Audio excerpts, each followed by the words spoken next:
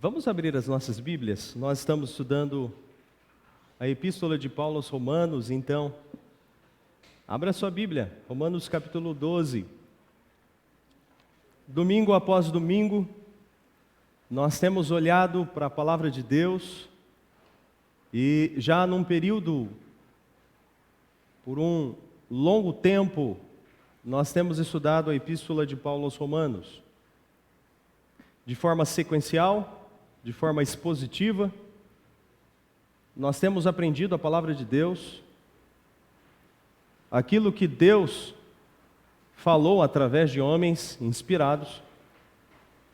E esta epístola que Paulo escreve aos crentes de Roma é uma das mais importantes quando dizemos sobre doutrina. E eu quero ler com vocês e estudar o texto de Romanos capítulo 12, apenas os 2 primeiros versículos, que nos fala sobre a nova vida. Me adianto e informo a vocês que esse vai ser o tema dessa noite, a nova vida. Eu uso o título colocado pela Sociedade Bíblica e quero tratar com vocês sobre a nova vida que nós temos a partir do momento que Deus nos alcança, a partir do momento que Deus nos salva. Nós iniciamos um processo, nós iniciamos uma jornada, uma caminhada cristã. E Paulo, escrevendo a esses crentes em Roma, ele vai ensinar como esses crentes em Roma devem viver uma vez alcançados por Deus e alcançados por sua graça. Romanos capítulo 12, versículos 1 e 2, diz assim: Rogo-vos, pois, irmãos, pelas misericórdias de Deus, que apresenteis o vosso corpo por sacrifício vivo, santo e agradável a Deus, que é o vosso culto racional. E não vos conformeis com este século, mas transformai-vos pela renovação da vossa mente, para que experimenteis qual seja a boa, agradável e perfeita vontade de Deus. Até aqui, feche os olhos, vamos orar. Senhor, muito obrigado por estar na Tua presença, na Tua casa. Reconhecemos que é um privilégio para nós. Muitos têm o desejo de estar na Tua casa, mas não podem. Muitos estão doentes e não podem estar aqui. Queremos louvar o Senhor porque o Senhor nos trouxe aqui. Queremos bendizer o Senhor porque o Senhor tem trabalhado nas nossas vidas. O Senhor abre os nossos olhos, o Senhor tem também trabalhado nas nossas vidas, nos nossos ouvidos e no nosso coração. Obrigado, Senhor, porque todas as vezes que buscamos a Tua face, todas as vezes que nós nos reunimos como igreja, como povo do Senhor, o Senhor está presente. Isso faz todo sentido. O Senhor é o principal aqui. Então, Senhor, pedimos que o Senhor continue falando aos nossos corações. Senhor, o Senhor falou conosco através das orações, das leituras bíblicas e também dos cânticos. O desejo do nosso coração é ter o Senhor e viver com o Senhor para todo sempre. O desejo do nosso coração é obedecê-lo. Obrigado, Senhor, porque o Senhor tem feito isso também em nós, no nosso coração. O Senhor tem colocado esse desejo no nosso coração de servi-lo. Agradecemos, ó Deus, pela grande e maravilhosa obra que o Senhor tem feito nas nossas vidas, na nossa igreja, no Teu povo e na igreja do Senhor que se espalha pela face da terra. Senhor, sê com o Seu povo, abençoa o Teu povo que está reunido agora adorando o Teu nome. E pedimos, Senhor, que o Senhor continue falando ao nosso coração. Precisamos ouvir a Tua voz, precisamos crescer, precisamos amadurecer na fé e confiar mais no Senhor. Então trabalhe nas nossas vidas e no nosso coração e transforma no Senhor em pessoas gratas que louvam o Teu nome e reconhecem que o Senhor é Deus e só no Senhor existe a salvação. trabalhe nas nossas vidas, no nosso coração. Você também, com aqueles, Senhor, que não estão presentes, os nossos irmãos, muitos estão viajando, que o Senhor alcance-os também, graça, misericórdia e favor, em nome de Jesus. Amém. Irmãos, nós temos aprendido e fica claro para nós a informação que é Paulo, o autor desta epístola. E quando nós olhamos para o texto, nós vemos que a igreja, a informação que nós temos, é que a igreja em Roma era composta tanto de judeus como gentios que estavam abraçando a fé cristã. O Espírito Santo estava agindo no meio daquele povo, e o Espírito Santo estava convertendo corações. E a igreja cristã em Roma era composta tanto de judeus como gentios que foram convertidos pelo Espírito Santo. Nós temos a informação também que Paulo não conhecia esta igreja pessoalmente. Paulo havia ouvido sobre a igreja em Roma, e parece que essa igreja, há algum tempo, já estava estabelecida, e a fé deles era conhecida pelos outros, pela comunidade, pelas outras igrejas, como nós vemos em Romanos 1,18, que diz assim: primeiramente, Paulo está dizendo, primeiramente, eu dou graças a meu Deus, mediante Jesus Cristo, no tocante a todos vós, porque em todo o mundo é proclamada a vossa fé. Era uma igreja conhecida pela fé que eles tinham, pela devoção que eles tinham a Cristo Jesus. Eles haviam abraçado a fé e eles viviam como crentes, apesar de pecadores. Paulo acreditava que havia cumprido o seu trabalho no Mediterrâneo Oriental, nós vemos isso no capítulo 15, versículo 17 a 23.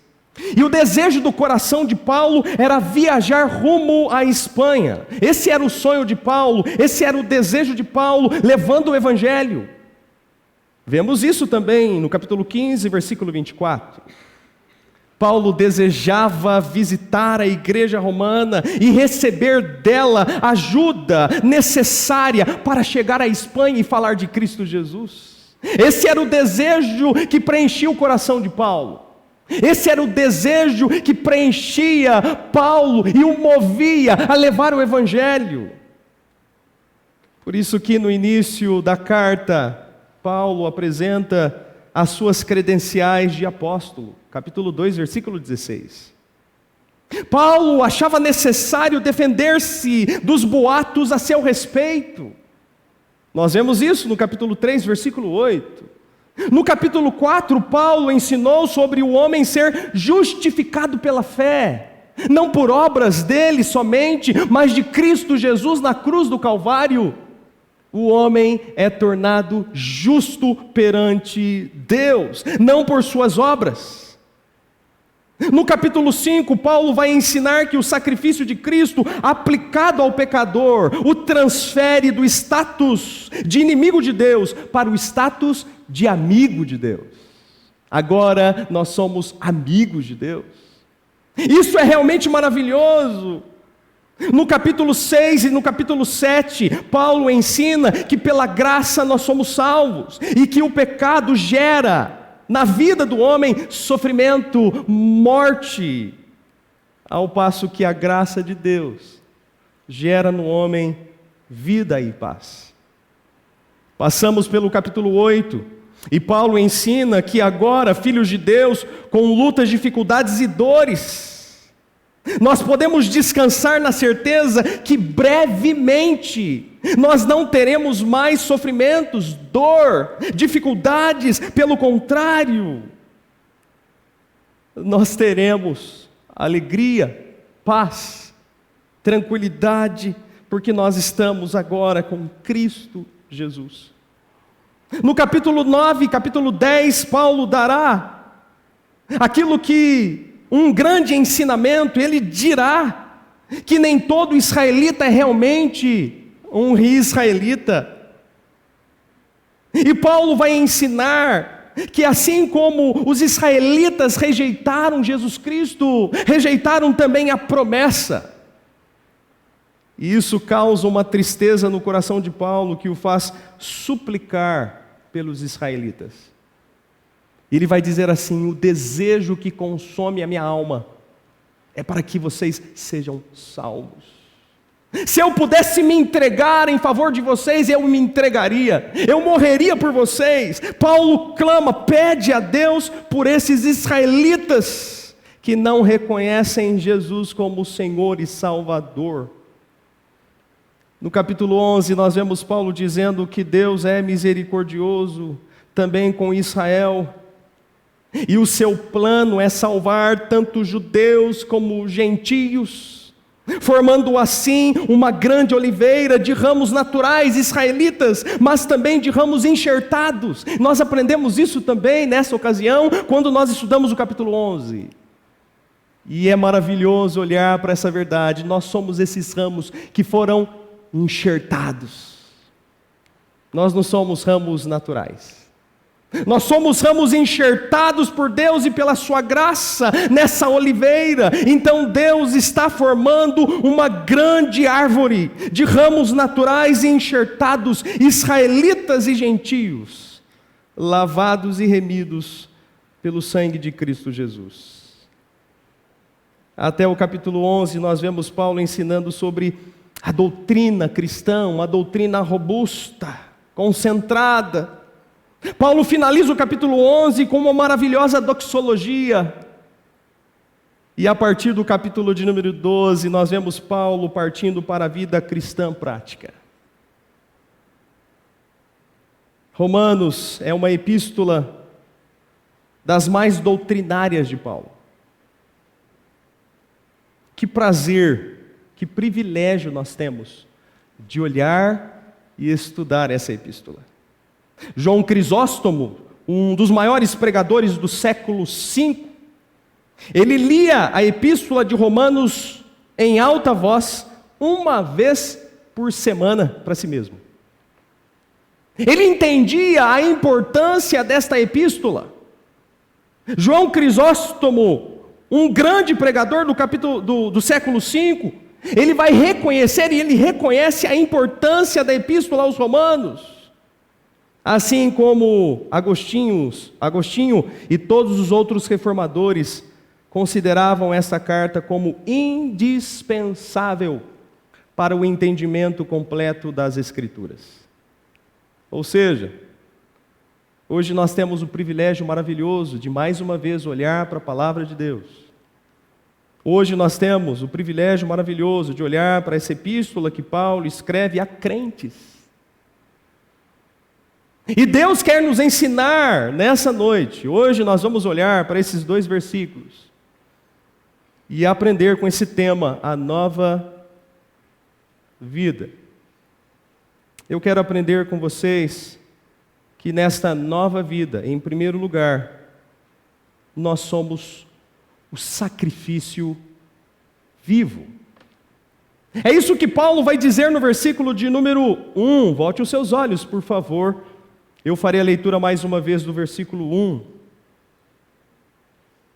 E Paulo vai nos ensinar, assim como ele escreve aos crentes em Roma: rogo-vos, pois, irmãos, pelas misericórdias de Deus, que apresenteis o vosso corpo por sacrifício vivo, santo e agradável a Deus, que é o vosso culto racional. Paulo tem em mente o sacrifício do Antigo Testamento. E Paulo sabia que quando ele falava em sacrifício, os seus ouvintes logo entenderiam. O sacrifício do Antigo Testamento era realizado usando-se um animal que morria no lugar do pecador.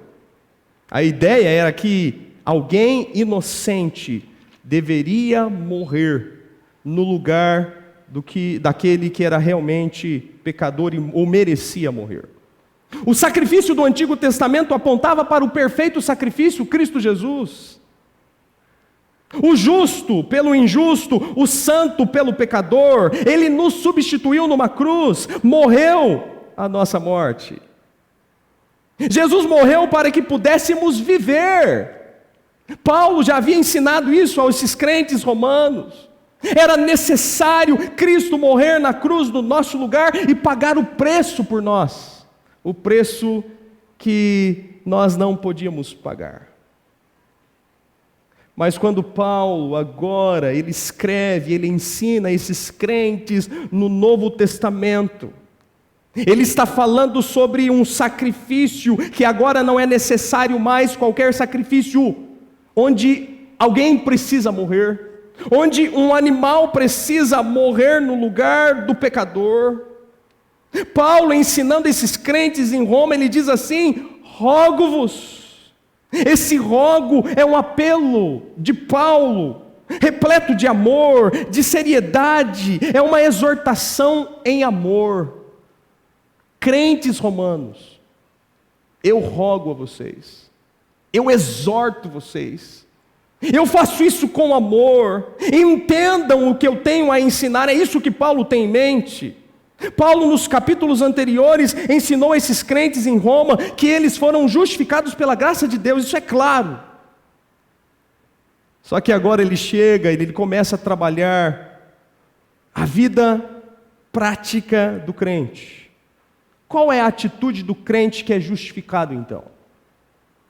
Paulo responde aqui, ele vai dizer assim: ofereçam-se a Deus como sacrifício vivo, santo e agradável a Deus. Agora não é mais necessário, como no Antigo Testamento, o sacrifício onde os animais eram mortos, o sacrifício agora é vivo. Nós somos o sacrifício vivo. Calvino, ele vai declarar o seguinte: por corpos, ele tem em mente não só a nossa pele e ossos, mas a totalidade daquilo que somos compostos. Ele, Paulo, adotou essa palavra para que pudéssemos designar mais plenamente tudo o que somos, pois os membros do corpo são os instrumentos pelos quais executamos os nossos propósitos. O que Paulo está ensinando agora? Paulo está dizendo: olha, uma vez justificados, uma vez alcançados por Deus, uma vez salvos, agora vocês precisam viver nova vida. E essa nova vida é uma vida onde nós nos oferecemos ao nosso Deus.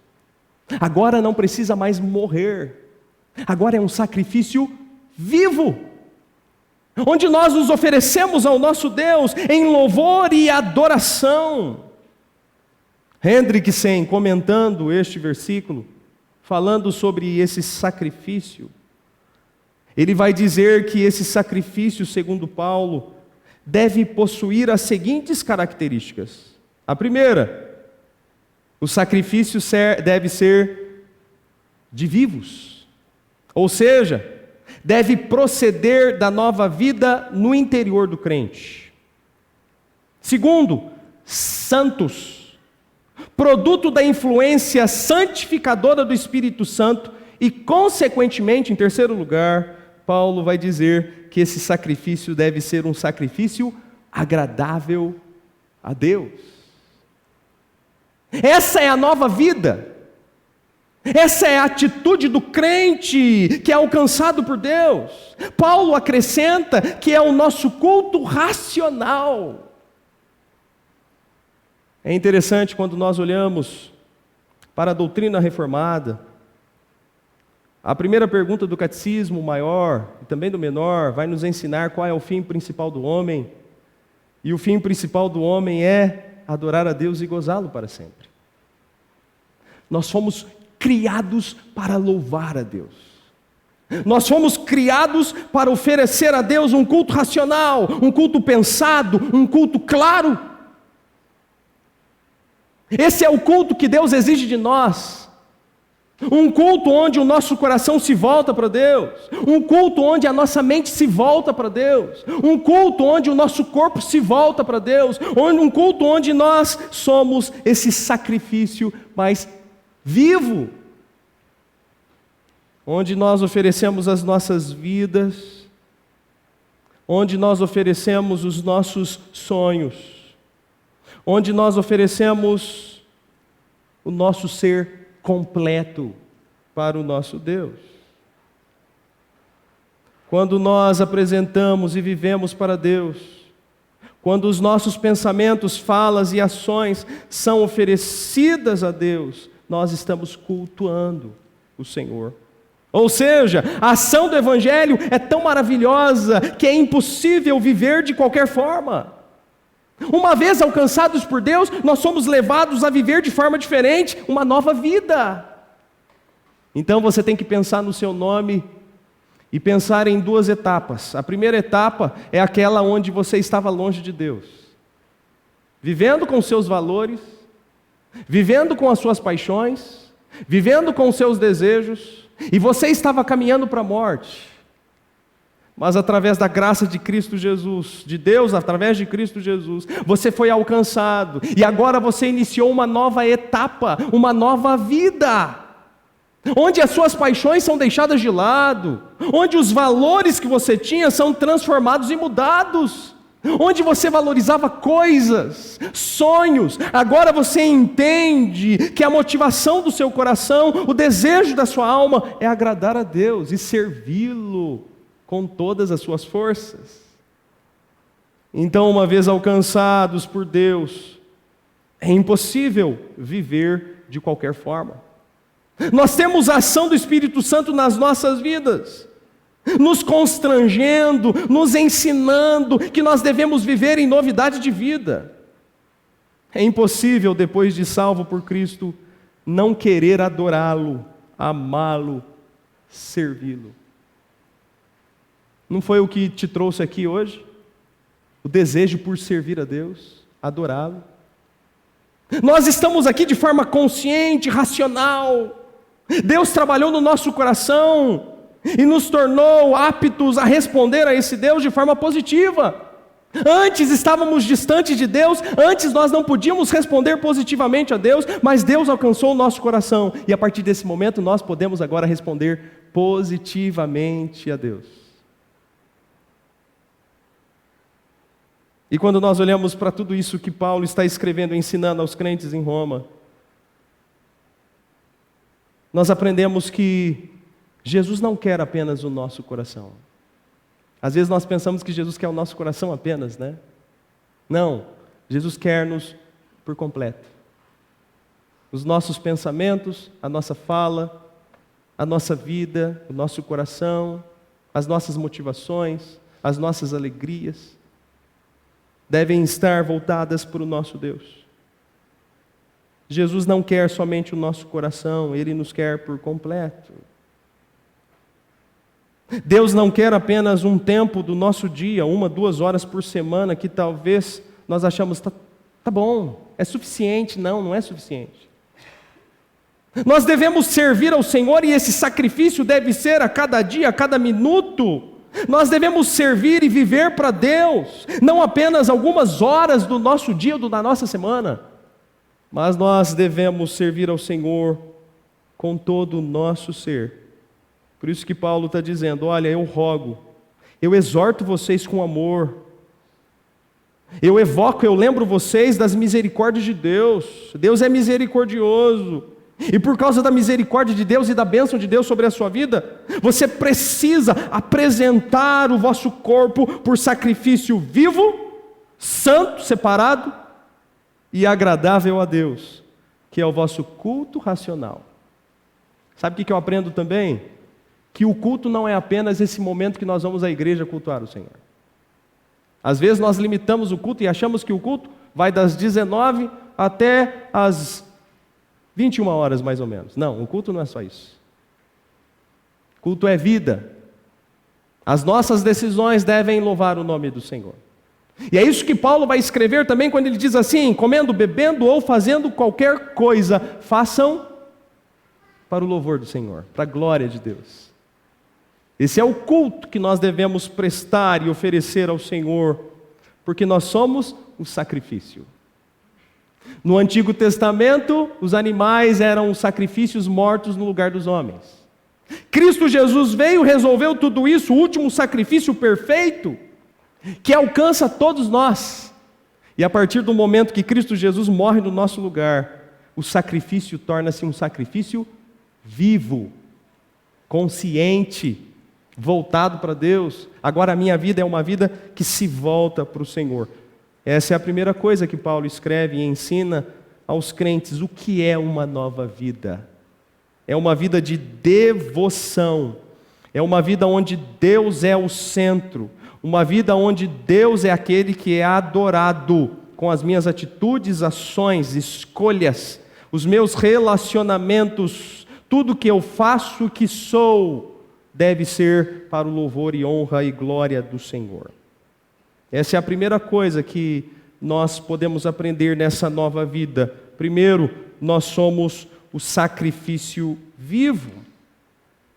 Mas Paulo ainda vai continuar ensinando esses crentes, e no versículo de número 2, ele vai dizer que essa nova vida, nesta nova vida, nós não podemos tomar a forma do mundo. Um versículo bem conhecido, que é o versículo de número 2. Volte os seus olhos para o versículo de número 2 de Romanos 12, que vai dizer assim: E não vos conformeis com este século, mas transformai-vos pela renovação da vossa mente, para que experimenteis qual seja a boa, agradável e perfeita vontade de Deus. No versículo 2, Paulo diz que alcançado, salvo, justificado, deve ser diferente do que ele era. Paulo diz: não tomeis a forma do mundo. Essa é a ideia. Quando Paulo escreve no versículo 2, e não vos conformeis. A melhor tradução é: não tomem a forma. Não deixe que o mundo te molde. Não deixe que o mundo influencie na sua vida, ao ponto que você deixe o seu Deus, deixe de servi-lo, de adorá-lo. Essa é a ideia de Paulo aqui. Ele vai dizer assim: não tomeis a forma deste século, dessa época, deste mundo sem Deus. O cristão deve ser moldado pelo conhecimento do Evangelho, debaixo da ação do Espírito Santo, e não de acordo com a moda passageira desse século. É interessante que quando olhamos para as nossas vidas, nós percebemos que sutilmente, devagar, nós somos moldados pelo mundo onde nós estamos inseridos. Nós precisamos ficar atentos, e é isso que Paulo está dizendo para esses crentes em Roma: prestem atenção, fiquem atentos. Não vos conformeis com este século, não deixe que o mundo molde vocês, porque com muita facilidade nós somos moldados pelo mundo, pelos valores do mundo, pela ideia do mundo. O cristão, ao invés de seguir o mundo, as ofertas do mundo, ele deve se transformar. Paulo chama essa transformação de transformação da mente. Nossa mente é uma mente transformada por Cristo, ou nossa mente, os nossos pensamentos e motivações são mundanos. De duas, uma. A palavra usada por Paulo é o verbo grego metamorfel, ou seja, é a palavra que nós temos no nosso português, metamorfose. Transformação radical. Logo, quando nós pensamos em metamorfose, nós pensamos na borboleta, por exemplo. Uma lagarta que passa por um processo no casulo, e ela sai do casulo uma linda borboleta. É a palavra usada por Paulo aqui, uma transformação radical. Ou seja, você vivia longe de Deus e a sua linguagem era diferente. Uma vez transformado, alcançado por Deus, até a sua linguagem se transforma. Sabia que o seu modo de vestir se transforma? Os seus valores. Lembra que longe de Deus você tinha outros valores? Talvez ficar rico, talvez uma posição na empresa. Ah, não, eu quero alcançar, eu desejo isso, a motivação minha é essa. Posição, reconhecimento. E agora, alcançado por Deus, até nisso você é transformado. Então esse metamorfel é uma transformação, uma metamorfose, uma mudança radical que só Deus faz no nosso coração. Só Deus faz isso. Você cristão que foi alcançado por Deus através do Evangelho, inicia esse processo. E nós estamos num processo. Certa ocasião, nós estávamos estudando aqui na escola dominical, falando das nossas limitações, dos nossos erros, né? E até eu usei aquele exemplo, é como se colocássemos uma placa no pescoço, e nessa placa está escrito, em reforma. Nós estamos passando por uma reforma. Foi falado hoje aqui que nós cristãos, uma vez alcançados por Deus, nós precisamos hoje, nós precisamos ser melhores do que ontem. Amanhã, melhores do que hoje. Estamos num processo de melhora. Estamos num processo onde Cristo Jesus é aquele que nos transforma e nós nos espelhamos nele. Quanto mais nós caminhamos, quanto mais nós buscamos, quanto mais nós servimos, quanto mais nós lemos a Bíblia, quanto mais nós oramos, quanto mais nós nos reunimos como igreja, povo de Deus, nós somos mudados e mais parecidos com Cristo Jesus. A pergunta que eu quero fazer a você hoje: você está mais parecido com Cristo Jesus hoje do que ontem? Nós estamos nesse processo iniciado por Deus, essa transformação radical. Nós éramos inimigos, agora amigos. Estávamos perdidos, fomos achados. Estávamos no monturo, como foi dito no início, agora Deus nos resgata e nos traz e nos coloca para sentar com os príncipes. Estávamos em trevas, agora nós estamos na luz. É realmente maravilhoso entender isso, irmãos, entender que nós estamos nesse processo.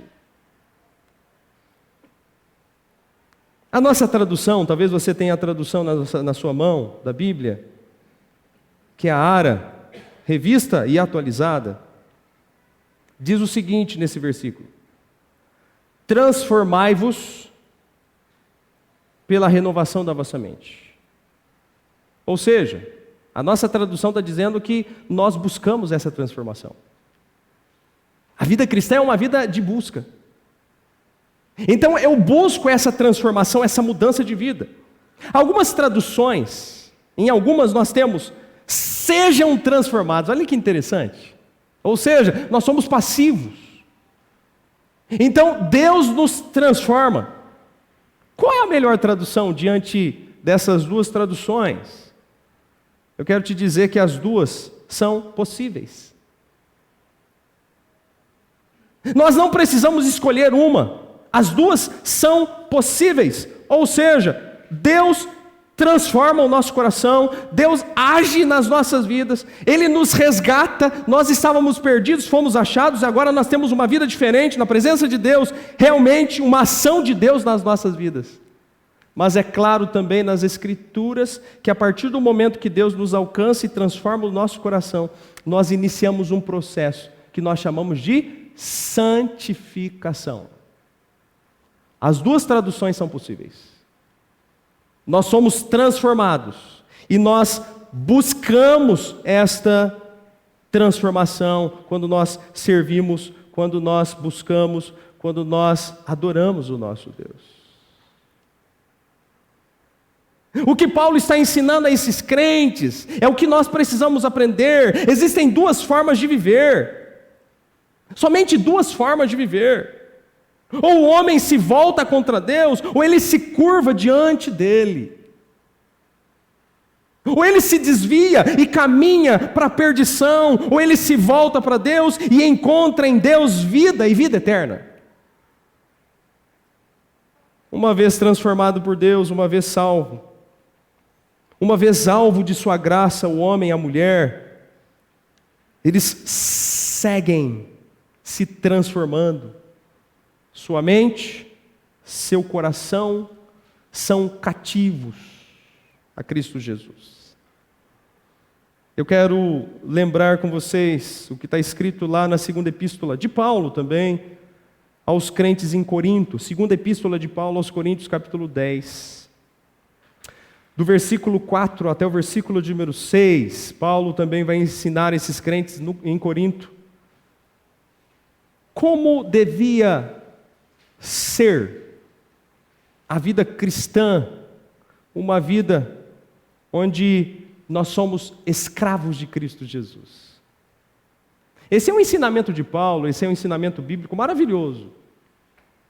Porque nós gostamos de dizer assim, agora nós somos livres. Sim, estamos livres do pecado.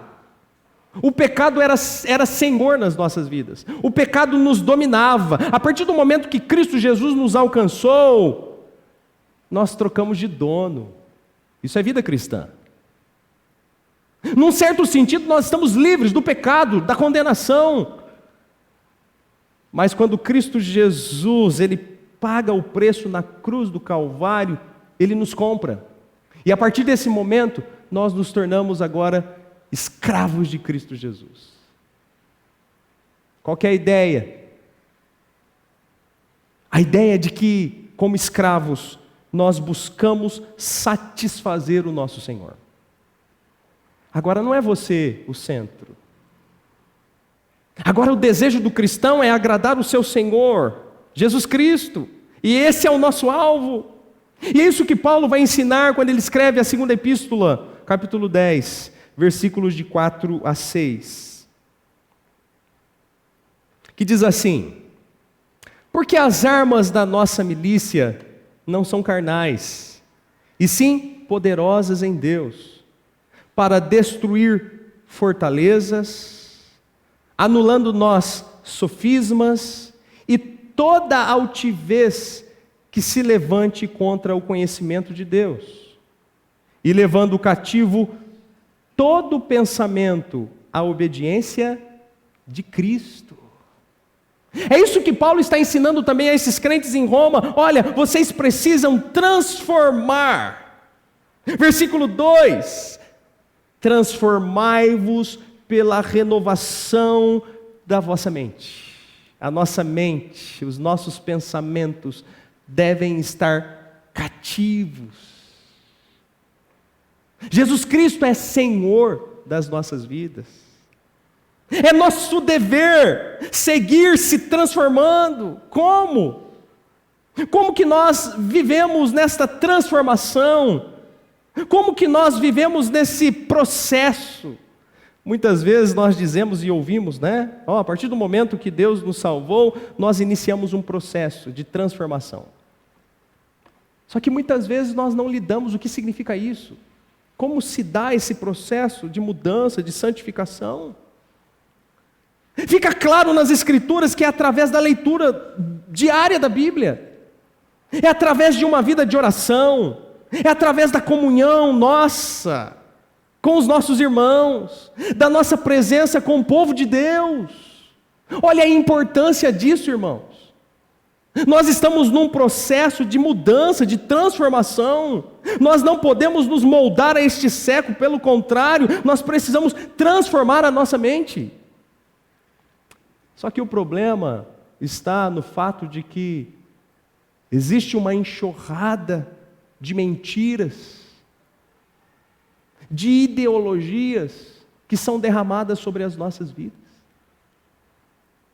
Para onde a gente olha, onde nós estamos, nos filmes, nas séries, nas escolas, nas faculdades, a nossa cultura, que nós dizemos que é cultura, mas é uma ideologia que afasta o homem de Deus. O errado está sendo apresentado como certo. Se o crente não ficar atento, logo ele é arrastado. Aí a pergunta é: como prevenir? Como resistir? Como se proteger de tanta coisa que acontece, uma enxurrada de coisas desejando nos afastar de Deus? Só existe um jeito: nos encharcando também com as coisas de Deus. É lendo a Bíblia mais, é orando mais, é tendo comunhão com os irmãos, é estando com o povo de Deus. Priorize reuniões com o povo de Deus, lute pelo que é certo, pelo que é justo, pelo que é bom. É dessa forma que nós somos, como diz Paulo aqui, protegidos. É dessa forma que nós prevenimos, é dessa forma que nós resistimos toda a investida do mundo, que tenazmente nos assedia, tentando nos afastar do nosso Deus. Você já observou tudo que é produzido no mundo? Você percebeu a ideologia lá? Tudo que nós olhamos, tudo que nós consumimos, tudo que nós vivemos, tudo que nós nos relacionamos. A palavra de Deus nos fala que o mundo jaz no maligno. A palavra de Deus nos fala que o mundo está caído, longe de Deus. E é isso que Paulo está dizendo aqui, olha, prestem atenção. A primeira coisa que vocês precisam entender, que vocês são este sacrifício vivo. Nós somos esse sacrifício vivo. E nós devemos nos oferecer ao nosso Deus diariamente. Você tem feito isso? E por último, Paulo aqui no versículo 2, ele vai ensinar que nós não devemos, nós não podemos tomar a forma deste século, deste mundo que está distante de Deus. Nessa nova vida, nós somos o sacrifício vivo, e nessa nova vida, nós não podemos tomar a forma desse mundo. Mas volte os seus olhos para o versículo de número 2, porque nós temos uma promessa aqui, de Deus. Paulo vai dizer assim: vocês querem experimentar a boa, perfeita e a vontade de Deus? Boa, agradável e perfeita vontade de Deus? Se vocês querem participar disso, se vocês querem experimentar a boa, agradável e perfeita vontade de Deus, vocês precisam viver como crentes. O desejo do nosso coração é receber de Deus a sua bênção. A vontade do nosso coração é experimentar, sim, a boa, agradável e perfeita vontade de Deus. Todos nós queremos isso, não é verdade? Todos nós queremos as bênçãos de Deus, todos nós queremos o sustento de Deus, todos nós queremos a provisão de Deus sobre as nossas vidas. Mas Paulo vai dizer assim: para vocês viverem, experimentarem a boa, agradável e perfeita vontade de Deus, vocês precisam viver como crentes. Para vocês experimentarem a boa, agradável e perfeita vontade de Deus, vocês precisam viver nova vida. Então eu quero desafiá-lo nesse momento a fazer um exercício de olhar para o coração e perceber aquilo que tem te afastado do Senhor. Eu quero desafiar você a olhar para a sua vida e notar em que ponto, em que momento, em qual situação você tem deixado as coisas de Deus e seguido o seu coração. Então feche os seus olhos, você vai fazer isso em silêncio.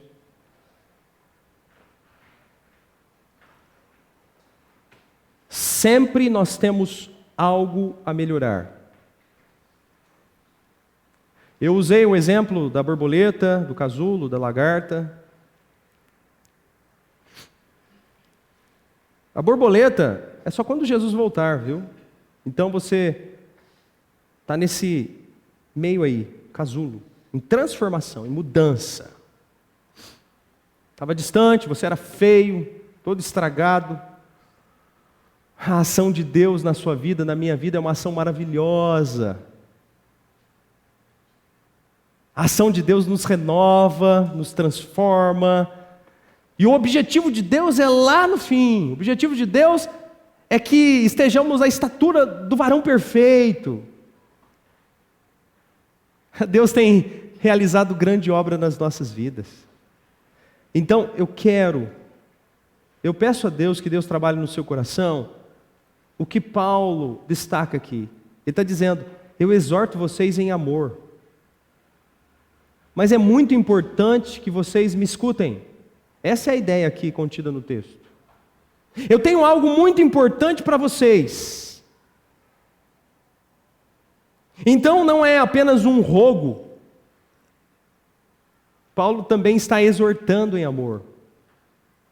Como um líder da época, como um apóstolo que ele era. Ele diz assim: eu preciso dizer algo muito importante para vocês. Primeiro, é que o sacrifício hoje é cada um de vocês. E a grande verdade é que a vida cristã é uma vida também com sacrifícios, onde nós escolhemos servir a Deus e não servir o mundo, onde muitas vezes o servir a Deus nos traz na nossa avaliação alguns prejuízos, onde a palavra de Deus nos fala que é um privilégio para o crente o sofrer por Cristo Jesus. E talvez você esteja passando por isso, onde a sua escolha é servir ao Senhor e as pessoas olham para você, apontam para você, falam que você é esquisito, é diferente. Talvez você tenha a perseguição da própria família, que não são crentes, não são cristãos. Nós somos esse sacrifício, nós somos essa oferta que nós oferecemos ao nosso Deus. E Deus não quer apenas a sua voz quando você vem na igreja para cantar. Deus não quer apenas o seu coração. Deus quer você por completo. Essa é a ideia de Paulo quando ele fala: ofereçam o vosso corpo. A ideia de algo completo. Todos os membros, mãos, pés, cabeça, mente, coração.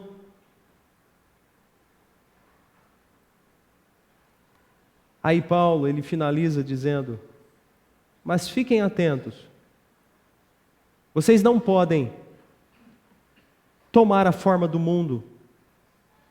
É interessante como é fácil, né? Tomar a forma do mundo. Você começa a se relacionar com pessoas que não temem ao Senhor e logo você começa a agir como eles. Se os seus relacionamentos são relacionamentos, na maior parte, pessoas que não temem ao Senhor, então com um linguajar diferente, você começa a falar como eles. Aí eu quero te alertar para algo muito importante. Você é um cristão, você vive no mundo, então você se relaciona com pessoas também que não são crentes, para que você seja bênção. Mas fique atento para essa verdade. Você precisa priorizar os momentos com crentes. Hoje foi falado aqui da frequência da escola dominical, que é muito baixa quando nós pensamos nos adultos.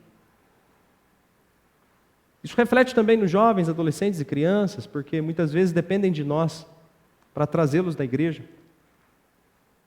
Então é o momento de acordar, é o momento de entender. É urgente isso. Eu preciso estar mais com o povo de Deus, eu preciso estar mais e reservar momentos com o povo de Deus, em congregação, em união, buscando a Deus, culto, reuniões. Guarde isso no seu coração, é importante você estar no meio do povo de Deus. Então priorize isso. Nós temos escola dominical, nós temos momento de aprender a palavra de Deus, estudo bíblico na quarta-feira. Nós temos encontros de homens, de mulheres. Nós temos encontros de famílias. Priorize e entenda que isso é muito importante para a sua caminhada cristã, nesse processo de transformação que você está vivendo agora. Deus tem feito grande obra na sua vida, está mudando o seu coração, você precisa também investir nisso. Nós aprendemos as duas possibilidades de tradução. Deus realiza uma transformação maravilhosa, mas tem também a ideia de que nós nos transformamos. E de que forma que nós nos transformamos? Buscando a Deus, servindo a Deus, ocupando a nossa mente com as coisas de Deus, escutando. Reserve tempo também na sua casa, no seu carro, para escutar louvores bíblicos que ensinam a palavra de Deus.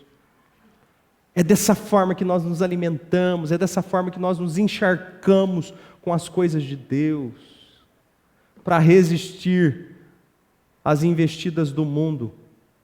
as investidas de Satanás, que tenazmente nos assedia, tentando nos desviar da presença do nosso Deus.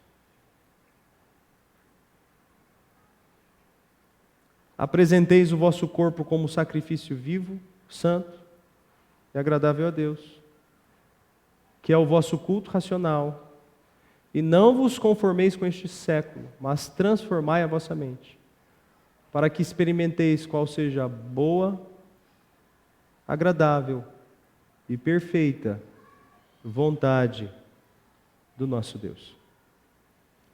Senhor Deus, nós agradecemos. Obrigado, Senhor, porque nós servimos um Deus vivo. E o Senhor também é um Deus de vivos. Agora nós estamos vivos, estávamos mortos, agora nós vivemos, porque o Senhor nos deu vida. Senhor, nesse momento reconhecemos também que falhamos muito na nossa caminhada cristã.